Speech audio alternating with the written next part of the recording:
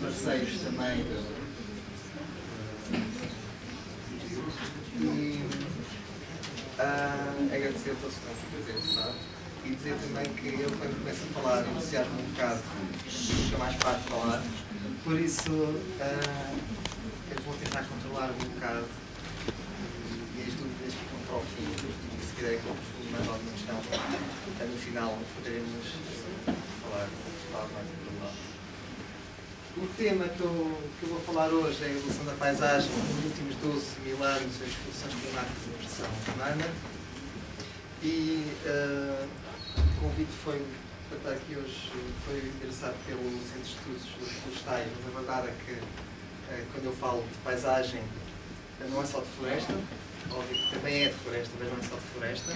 A paisagem é algo mais complexo, envolve florestas e muitas outras formações vegetais, mas também envolve toda uma geografia física e humana que é preciso ter em conta. E no fundo, falar da evolução da paisagem dos últimos, principalmente durante o Holocénico, só é possível se falarmos também da evolução das sociedades durante este período de tempo. Para obter dados, para compreender qual foi a evolução da paisagem, tendo em conta que a paisagem é um espaço de encontro desta geografia física e da vegetação, da fauna e das sociedades humanas, é preciso obter dados de toda uma série de disciplinas distintas, dados paleoambientais que primordialmente são obtidos pelos estudos paleontológicos, que em Portugal têm sido desenvolvidos já há algumas décadas e que têm incidido principalmente sobre contextos de montanha ou contextos litorais, que são onde estão os contextos sedimentares mais propícios para este tipo de estudos, mas também têm sido obtidos dados paleoambientais interessantes em séries geomorfológicas, também dados recolhidos em sítios arqueológicos ligados à investigação arqueológica e histórica, que proveniente de escavações e que diz respeito principalmente a elementos linhosos, carbonizados ou não, mas principalmente carbonizados, e também de frutos e de sementes. E por outro lado, a investigação histórica em si, de documentação histórica, mas não só, de cartografia histórica também, e que tudo junto, só juntando estes dados todos de diferentes origens é que realmente conseguimos compreender um pouco o que se passou no passado e como chegamos à situação que temos hoje em dia. Eu não vou aprofundar muito estas questões metodológicas. De qualquer forma, eu falei antes que os estudos primordiais para a evolução da paisagem são os estudos paleontológicos, claramente. Os estudos paleontológicos, as sequências retiradas especialmente em rifeiros, zonas de lagoas, constituem séries temporais que seguem as regras mais básicas da estratigrafia, do mais antigo abaixo, o mais recente acima, e que nos dão uma perspectiva muito fina do que foi a evolução da paisagem ao longo do tempo. Quão mais fina, quanto o menor o intervalo de estudo de recolha que se faz nas colunas. Por outro lado, os estudos da arqueopaleontologia que têm sido desenvolvidos, e se fizerem pesquisas neste sentido, vão encontrar alguns estudos feitos principalmente no centro e no norte do país e que têm graves problemas metodológicos, mas que apesar de tudo têm dado alguns dados interessantes para a evolução da paisagem, em especial para o início do Holocénico, detectando inclusive momentos de alterações climáticas, como o evento 8.2. Por isso, estes dados da arqueopaleontologia, apesar dos problemas todos que têm vindo a dar alguns dados interessantes.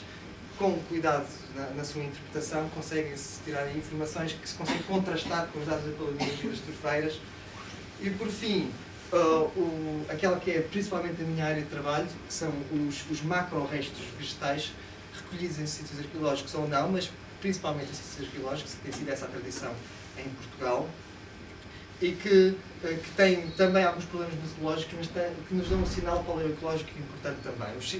a partir do momento em que estudamos material vegetal que está em sítios arqueológicos, ele foi recolhido pelas comunidades no passado e foi transportado para os sítios onde essas comunidades habitavam, onde faziam as suas atividades do dia-a-dia.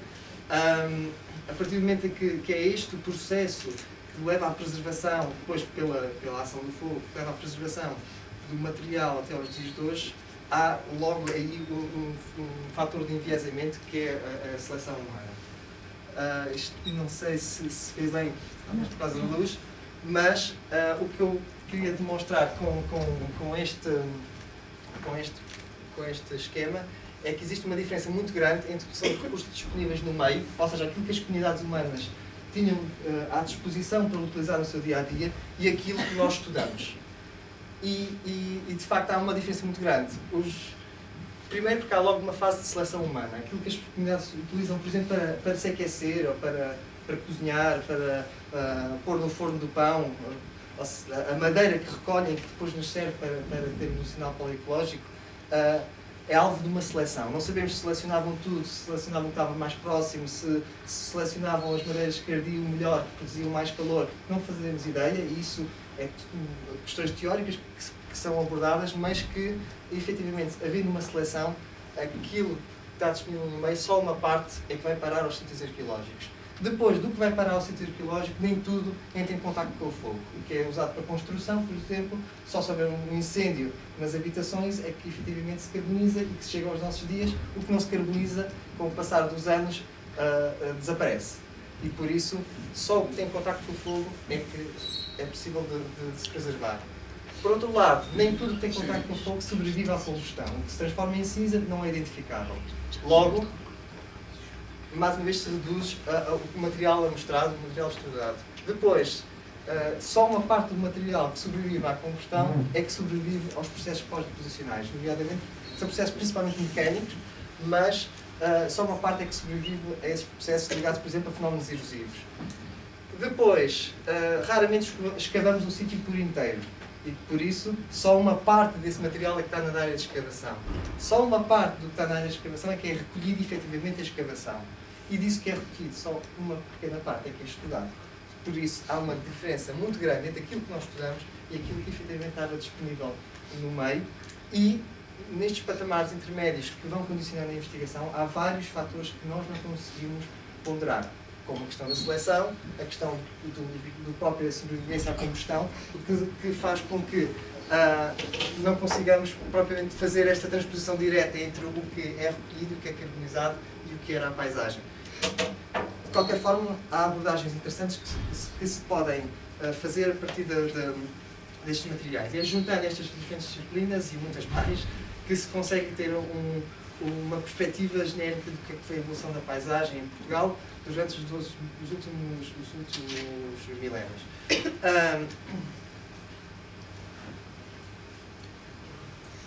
Os 12 milénios porquê? Porque abrange uma transição da última glaciação para o atual interglaciar, o Holocénico, e é impossível falar principalmente das florestas deste atual interglaciar sem falar de como é que elas sobreviveram, como é que os elementos arbóreos, especialmente as espécies temperadas, sobreviveram à última glaciação.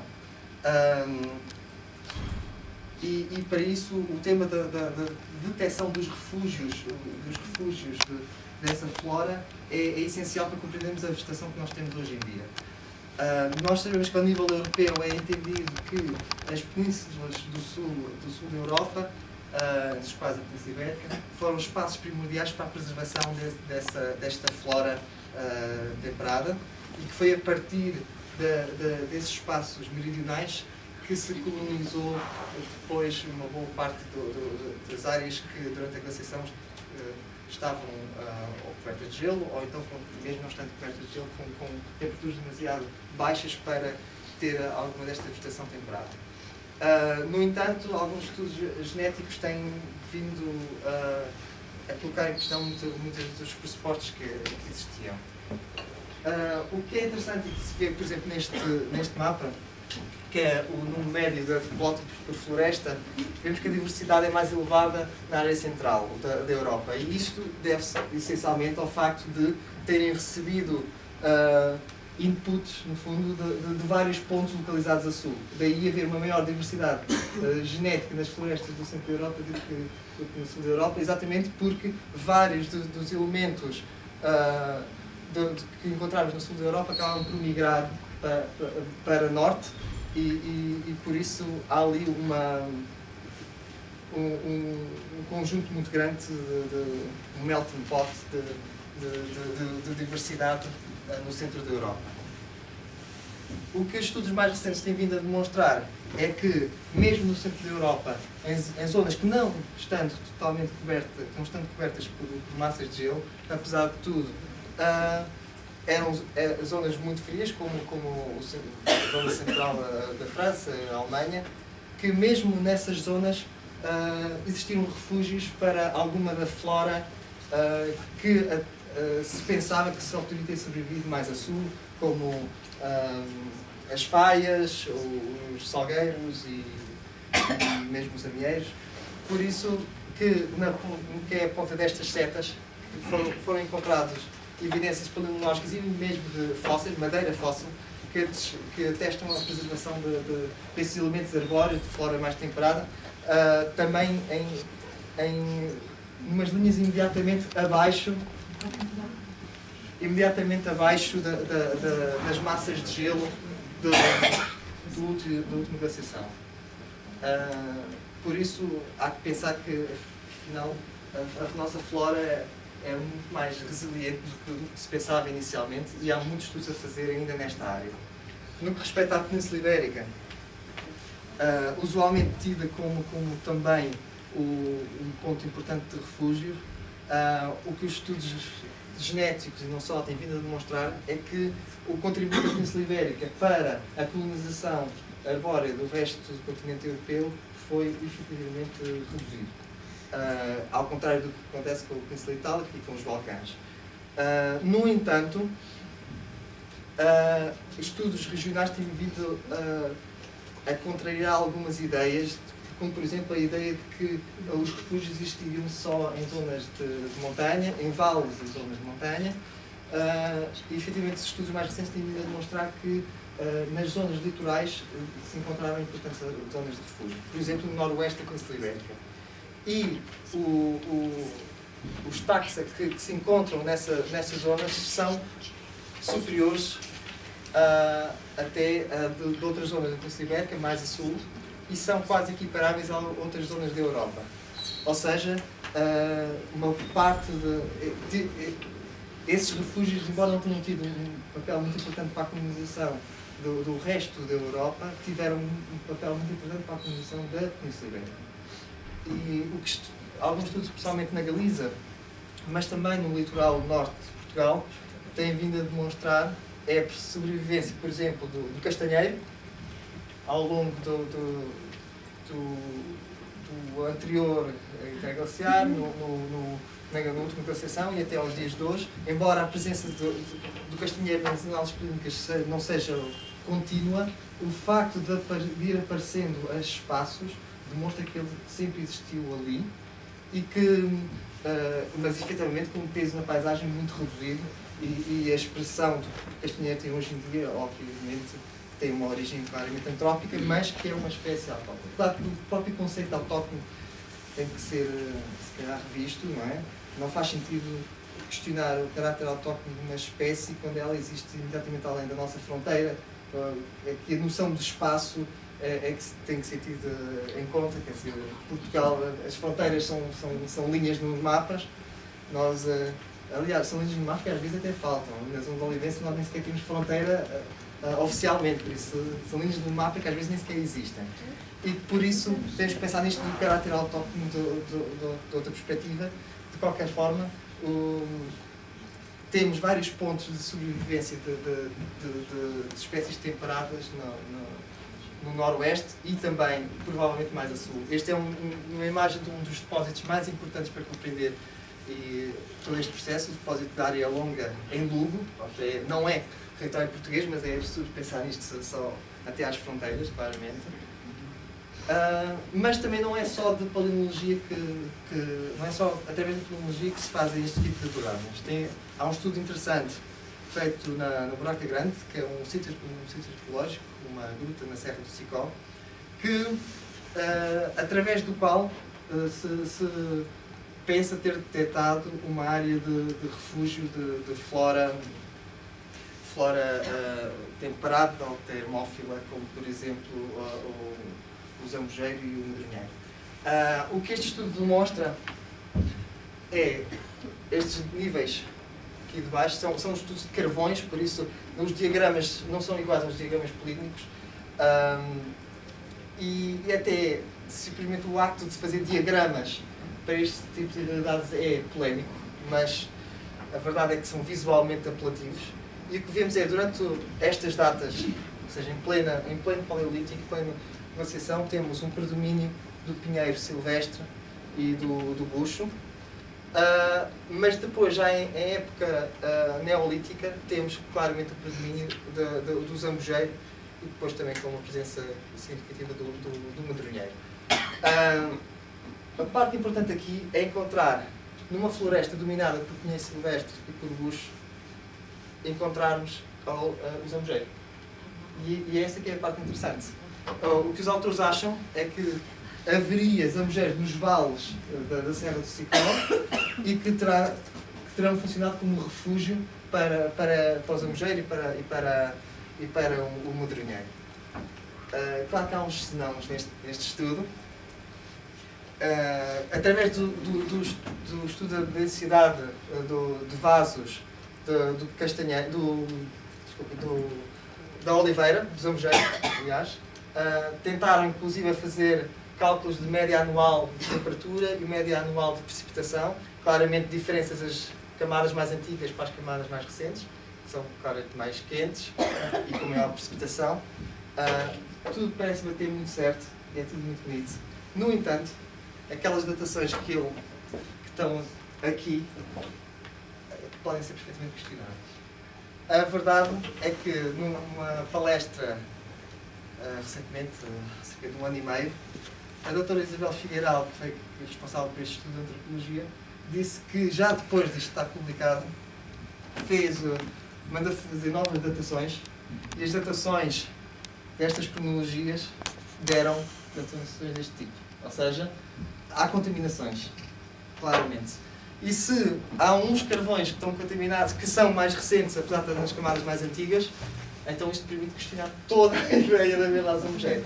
De qualquer modo, eu não quis deixar de apresentar isto, não só porque tem que ser apresentado, que é para as pessoas não terem totalmente em conta estes dados, mas também porque, apesar de haver estes problemas, o que isto demonstra é o potencial do tipo de abordagem da antropologia para este tipo de estudos.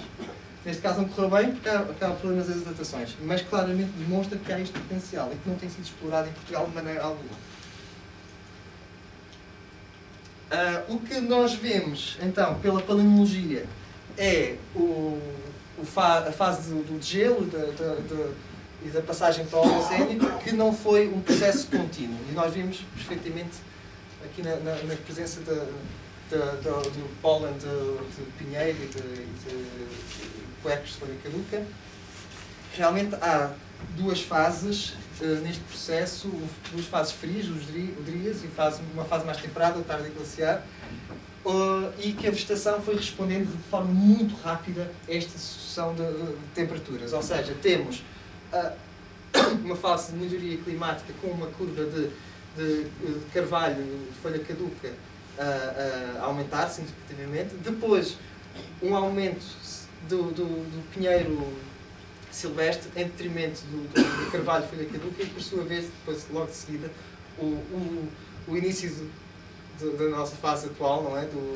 E depois a perduração do atual climático dos carvalhais de folha caduca. Ou seja, há uma resposta muito rápida e muito evidente a estas alterações climáticas da transição para o Holocénico por parte da vegetação, neste caso é da Serra do Gerês, mas que é detectado também em Lugo, aqui com o pinheiro, o pinhal de pinos silvestres, com quercus a suceder, mas durante o máximo do pinheiro, aqui, com uma presença significativa das gramíneas, ligada claramente aos climas mais frios. Em algumas zonas não são gramíneas, são urzes, dependendo, claro, da região que estamos a falar. No caso da Península de Setúbal, temos também um predomínio do pinhal, também há tal alternância entre fases frias e temperadas, o predomínio do pinhal muito grande, muito evidente, mas também com, lá está, os urzais, neste caso são os urzais, e também uma estepe fria. No Algarve,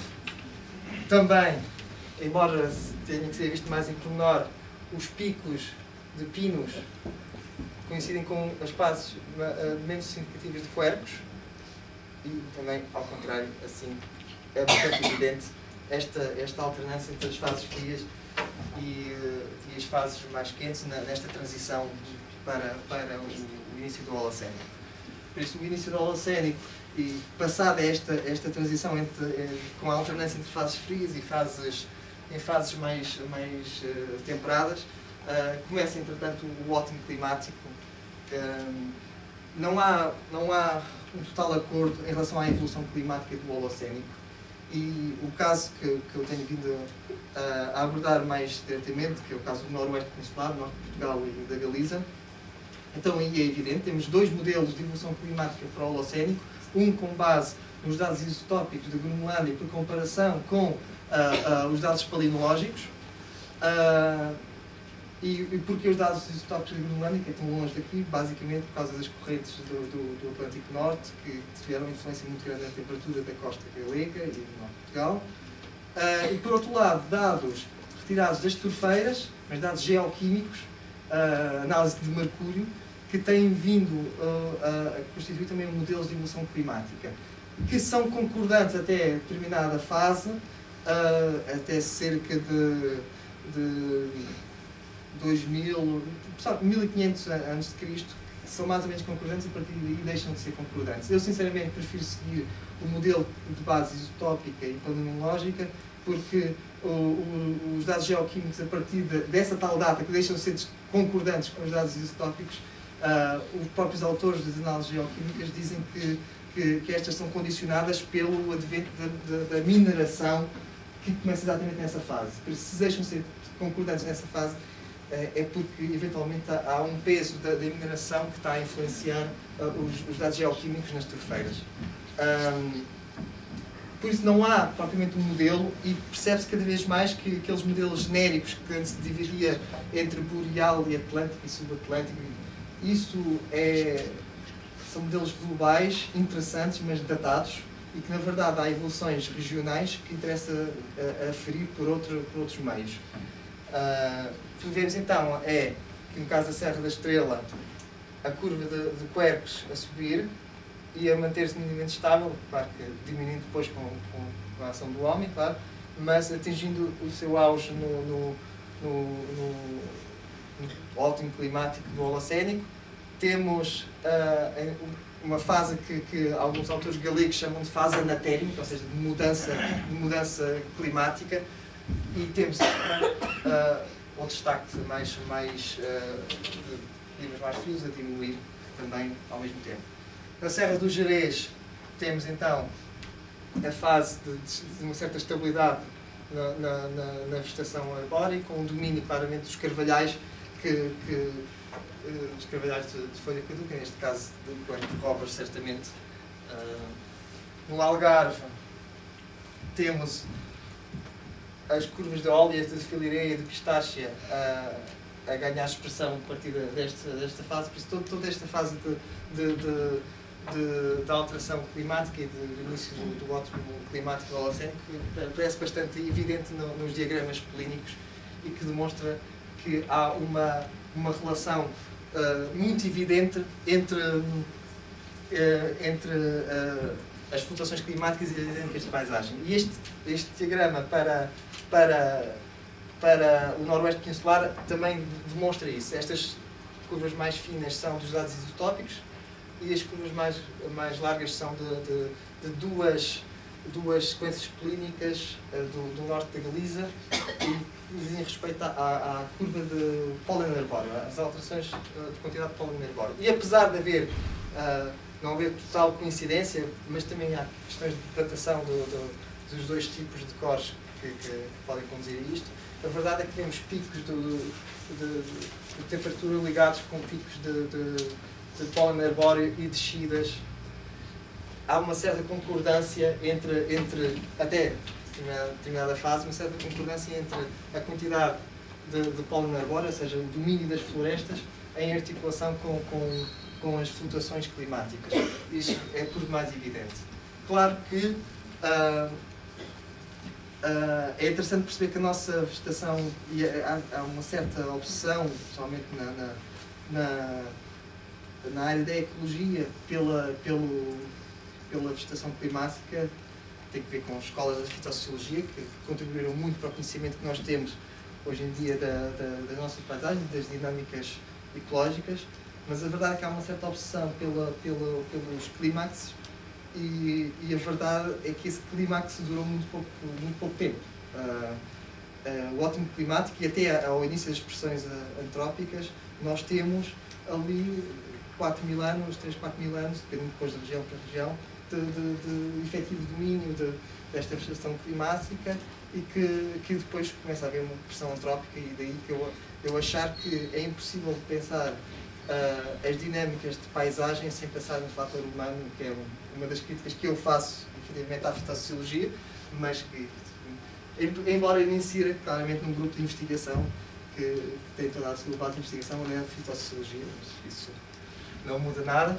E o que começa a haver nos diagramas de determinada altura é, por exemplo, aqui no caso da Serra da Estrela, uma curva de ericáceas que começa a ser bastante evidente. Aqui no pólen de cereal, há aqui uns pontos mais antigos, mas que têm questões taxonómicas. Pode dizer as datas? As datas... Eu já no slide a seguir já vou mostrar melhor as datas. Não se vê bem, não. Mas isto coincide basicamente com o Neolítico Médio, com 4.000 e tal anos de Cristo. Há que ter em conta também as discrepâncias das datações do início do Neolítico na Península Ibérica, e no caso de Portugal também há claramente algumas discrepâncias nas datas, nas datações. O que tem sido demonstrado, por exemplo, na Galiza, é que o pólen de cereal aparece nos diagramas só por volta de 4.400, 4.300 a.C., mas que os sinais de impacto humano na paisagem, quase certeza relacionados com atividades de pastorícia, são anteriores, ou seja, são cerca de 600, 700 anos anteriores ao pólen de cereal. Tem levado alguns autores a achar que isto testemunha uma primeira, uma maior incidência das atividades de pastorícia em relação às da agricultura e, eventualmente, uma introdução tardia da agricultura na região. Eu, sinceramente, acho que é uma boa hipótese e que os estudos da carpologia, embora muito incipientes na região, têm vindo mais ou menos a demonstrar isso. De qualquer forma, o que é evidente também nesta primeira fase de pressão sobre a paisagem é que a pressão é diminuta. Ou seja, há evidências de agricultura, há evidências de pastorícia, do uso de fogo, por exemplo, a abertura de clareiras, mas a pressão ainda é pequena. A paisagem, a vegetação arbórea mantém a sua perfeita capacidade de regeneração após estes primeiros impactos, o que está perfeitamente de acordo com os ritmos sazonais que estas comunidades viviam. Faz muita confusão, e já me fizeram várias vezes estas perguntas em palestras, que é mas como é que são agricultores, mas ainda se mantêm nómadas, mas não faz sentido, são agricultores que têm que estar fixados no sítio. Não é verdade, ainda hoje em dia as comunidades de agricultores na América do Sul são nómadas.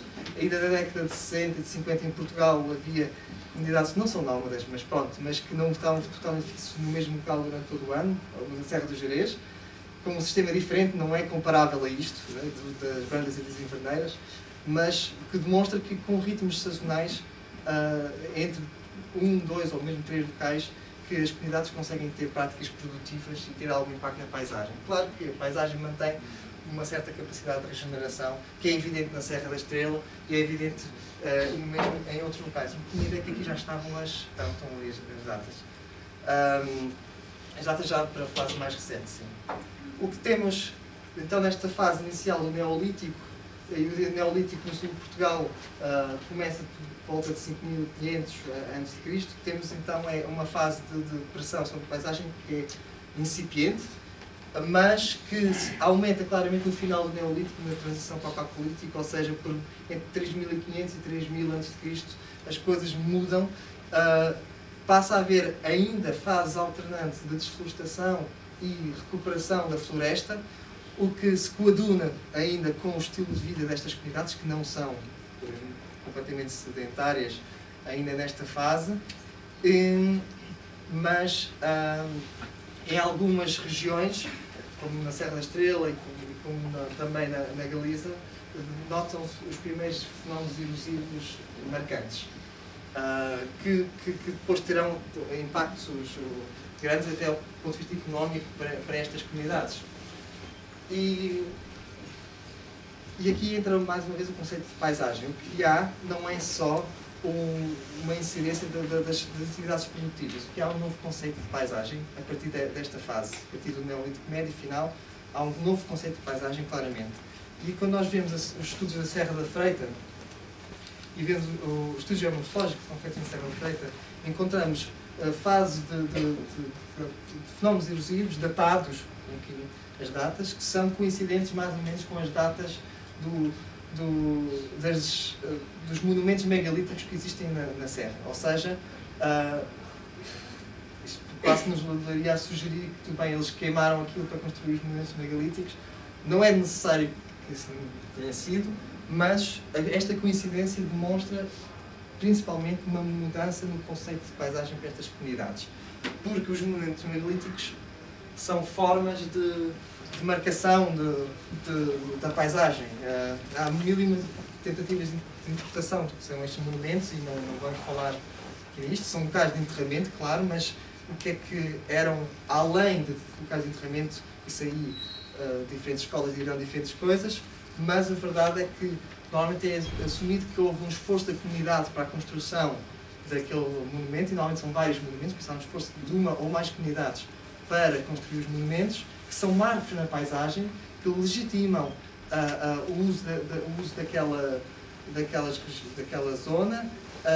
Muitos deles, principalmente nas escavações que foram feitas na Serra da Alvoreira e noutras serras do norte do país e no centro do país, têm vindo a demonstrar que muitas destas antas estão construídas exatamente por cima dos locais onde eles viviam, ou seja, estão marcas das cabanas onde eles viviam, estão por baixo destas antas. Por isso, há uma relação simbólica aqui também, de legitimização do espaço, que responde a uma mudança nestas comunidades, que continuavam a ter movimentos sazonais entre os vales e as montanhas, em função dos ciclos naturais, claro, e em função à procura de pasto para os animais e ao mesmo tempo com alguma agricultura. Na fase seguinte, a Idade do Cobre, o Calcolítico, o esforço de construção de monumentos para os mortos diminui bastante, e o que temos é um esforço de construção de monumentos para os vivos. Sejam monumentos, sejam sítios onde eles habitavam, fossem, ou então recintos, eventualmente com um intuito mais simbólico, mais religioso, como queiram. A verdade é que o esforço passa do mundo dos mortos para o mundo dos vivos, o que pode ter que ver também com uma mudança na forma como entendiam a paisagem. Claro que isto, eu não vou dizer como é que eles entendiam a paisagem, isto foi há 5.000 anos atrás, não sei, mas se pensarmos que são sítios que são visíveis, são marcos na paisagem, que são visíveis às vezes a largos quilómetros de distância, isto teve que ter um significado além do sítio para onde eles iam viver. Não, está aqui uma mudança. E neste momento, um sítio como o Castelo Velho, o Fecho de Mão em cima, ou o Castro de Palheiros em Mursa em baixo, tornam-se elementos da paisagem, tal como uma árvore, tal como uma fraga estes povoados são elementos da paisagem neste momento. E tem que ser encarar a evolução da paisagem é encarar também a evolução dos espaços dos vivos, os espaços em que estas comunidades se movimentavam. Do ponto de vista do mais paleontológico, o que nós temos então é uma passagem de ecossistemas naturais para ecossistemas seminaturais, que corresponde essencialmente a uma alteração do uso do solo, que, por causa da agricultura, da pastorícia, o recorrente uso do fogo, que leva à degradação do bosque e cada vez mais à manutenção principalmente de ecossistemas naturais, principalmente nas zonas de vales mais profundos. Há uma fragmentação da paisagem também nesta fase. O que os estudos antropológicos têm vindo a demonstrar, e apesar disto ser um domínio principalmente da paleontologia, os estudos antropológicos têm algum peso para aqui também, e na Península de Setúbal tem sido possível contrastar alguns dados paleontológicos com alguns dados antropológicos e que vão bater mais ou menos certo, embora o sinal paleontológico da antropologia seja mais difícil. E o que temos então é uma desflorestação a partir da idade do cobre, do Calcolítico, que é bastante visível na Serra da Rábida. E temos depois, por exemplo, os dados do Castro de Chibantes, que é em Almela. Vemos também uma exploração de formações de matagais, que é bastante evidente nesta fase também do Calcolítico, ou seja, significa que as formações existiam e que existiam em abundância, embora existissem também carvalhais, que nós temos também nos estudos antropológicos essas evidências, mas há aqui uma mudança clara que é detectável de sul a norte do ocidente da Península Ibérica, desde o Algarve até Lugo. Encontramos isto a coincidir mais ou menos cronologicamente todas estas fases. Estas fases antecedem claramente aquele que é o momento primordial na alteração da paisagem no Ocidente Peninsular. Não é o Calcolítico, não é o Neolítico, mas sim a Idade de Bronze, em especial o final da Idade de Bronze, que marca claramente o ponto de viragem da paisagem e das florestas no Ocidente Peninsular, e que é perfeitamente visível um pouco por todo o território. O que nós vemos que na Serra da Estrela, a escola holandesa de Leuven e Knapp, que não sei dizer bem estes nomes, realmente, eles englobaram isto numa fase do bronze final à alta Idade Média, pronto, uma fase polínica. Os estudos que foram feitos na Serra da Estrela são estudos históricos da paleontologia portuguesa, marcaram o início. Não marcaram o início, porque temos estudos mais antigos, os estudos mais antigos em paleontologia na Península são estudos portugueses, de Montenegro Andrade, da Faculdade de Ciências do Porto. Mas estes claramente são os estudos científicos mais antigos que nós temos em Portugal, e que são estudos muito interessantes, mas que claramente foram feitos por pessoas que não conheciam a nossa realidade. E não só do ponto de vista ecológico, mas do ponto de vista histórico. Nós vemos vários artigos deles e não conseguem relacionar momentos de mudança da vegetação com claros momentos da história do nosso país e da pré-história do nosso país, mas especialmente da história do nosso país, coisas mais recentes. Eles não os conseguem identificar porque não estão familiarizados com isso. Não tem mal nenhum, nós temos é que conseguir. Felizmente eles fizeram uma disponibilização de dados, há artigos, e é isso que interessa, nós usamos os dados que eles disponibilizaram. De qualquer modo, eles detectam uma fase a começar no bronze final. E o que é interessante é que a fase anterior, na Serra da Estrela e noutras áreas, eram marcadas por fases alternantes de desflorestação e de recuperação da floresta, desflorestação e recuperação da floresta.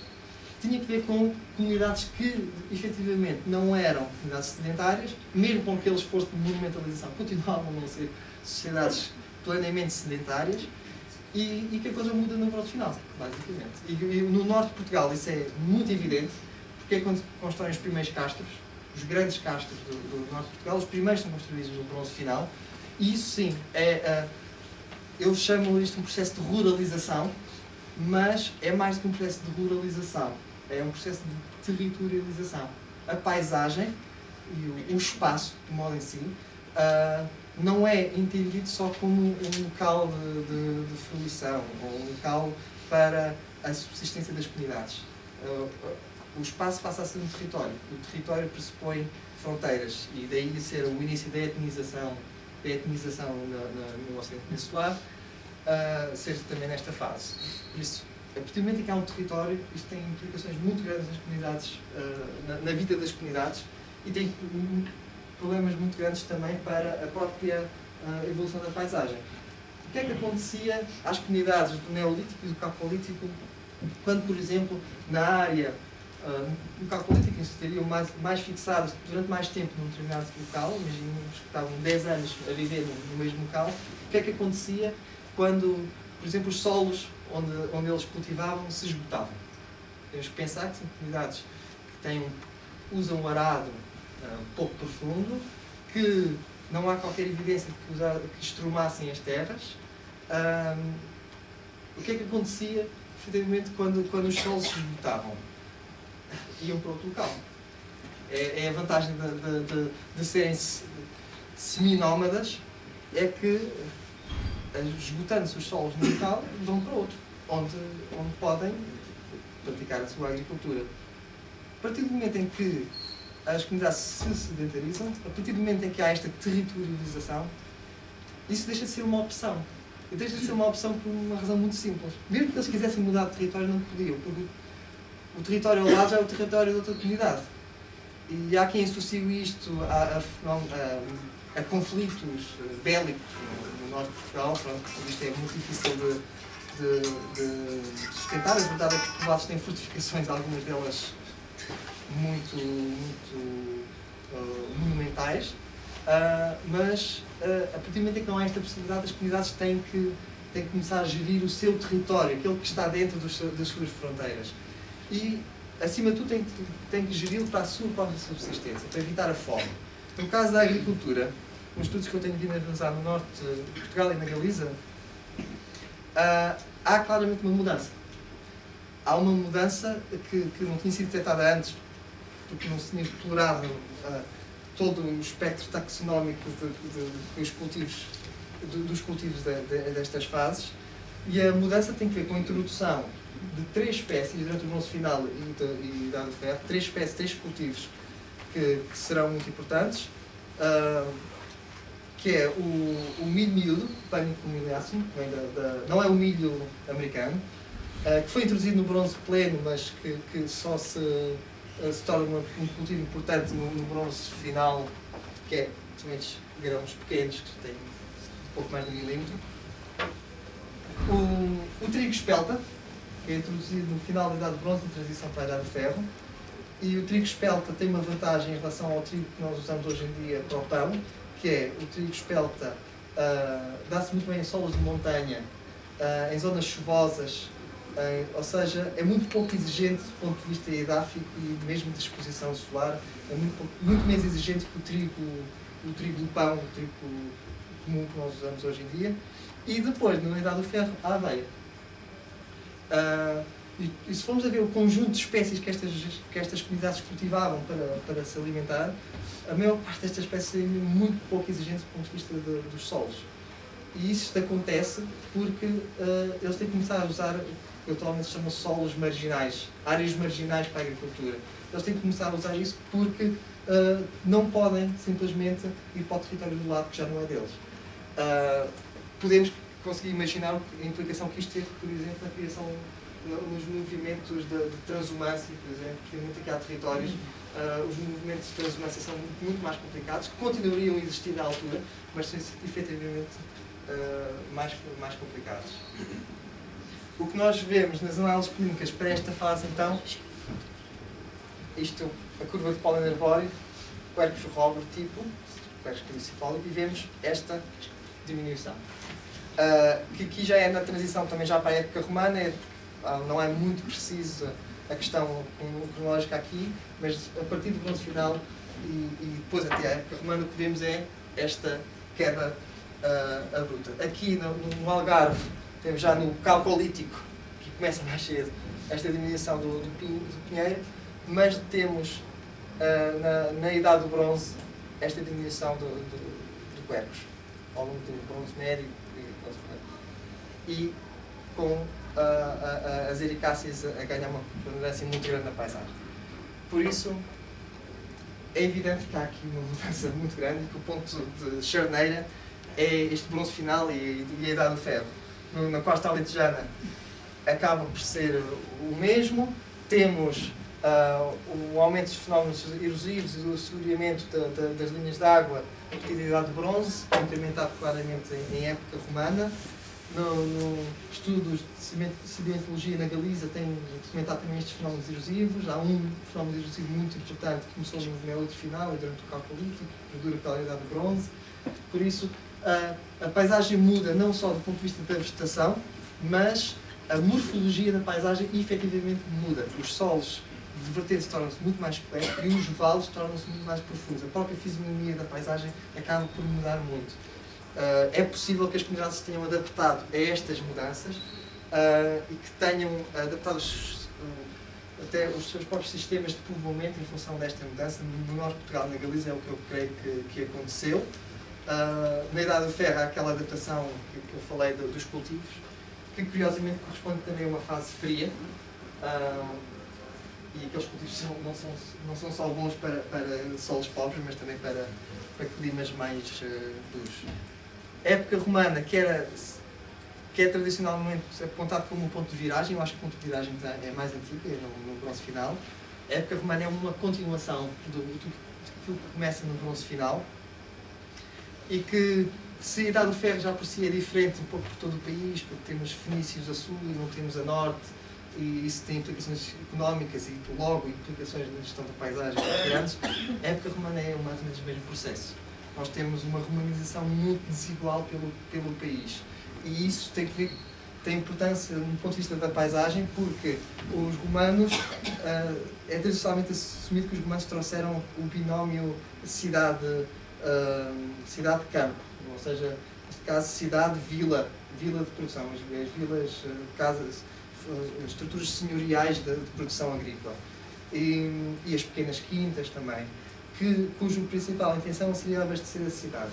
Isto aqui tem implicações muito grandes na paisagem. Basta ver o caso do Alentejo e em torno das cidades romanas, como no Alentejo, da Évora e Beja, que de facto o campo dessas cidades é marcado por muitas destas vilas e quintas, explorações agrícolas, que viviam em parte em função dessas cidades, para abastecer essas cidades. Muitas vezes os seus donos até viviam nas cidades e que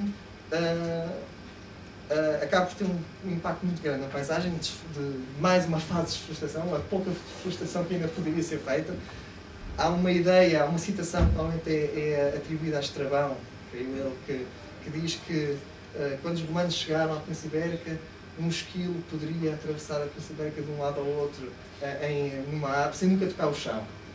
Por acaso, quando vimos aqui chegar, vimos uns esquilos e andava pelo chão, apesar de haver árvores. Seja como for. Eu já li Estrabão, sinceramente não li de uma ponta à outra, porque é chato, mas de facto tem lá dados muito interessantes e nunca vi isso. E várias pessoas já me disseram que leram o livro e nunca encontraram isso. Por isso é possível que estejamos perante um mito, como há muitos, de coisas que vão circulando, que alguém disse isto e não se sabe bem. Seja como for, mesmo que ele tenha dito isso, o que podemos dizer é que ele mentiu. Tal como mentiu muitas outras coisas. Para os romanos, e é essa que é a parte interessante, para os romanos era importante denegrir a imagem daqueles que eles conquistavam para exacerbar o seu papel como agente de civilização. E por isso é que disseram que as comunidades do norte da Península Ibérica, nomeadamente da área castreja, só comiam bolote e não tinham praticamente agricultura nenhuma. É completamente mentira, eles comiam de facto a bolota, mas tinham uma agricultura muito bem estruturada. Por isso Estrabão mentiu aí, simplesmente mentiu. Ele deturpou um bocado a realidade, simplesmente para salientar o papel que os romanos estavam a ter, a trazer civilização para a barbárie. E fizeram isso um pouco por todas as áreas conquistadas. E por isso, essa ideia do esquilo, mesmo que ele de facto tenha, mesmo que seja atribuído a Estrabão ou a outro autor da época romana, tem este intuito também, porque as florestas são associadas a um aspecto selvagem, à falta de civilização. Porque para os romanos, uma paisagem tem que ser uma paisagem ordenada, com centuriação, ou em alguns casos não há centuriação, é basicamente uma estrutura a partir das cidades de divisão de terrenos, praticamente octogonal, e que foi encontrada em cidades romanas em Portugal, no sul de Portugal, mas este espaço organizado é para eles o que é a civilização. O espaço selvagem do esquilo que atravessa a Península Ibérica, para eles é um sinal de barbárie, e para nós, se calhar, hoje em dia acharíamos uma grande piada, ainda é pena que não seja assim, mas para os romanos não era assim, não é isso que entendiam.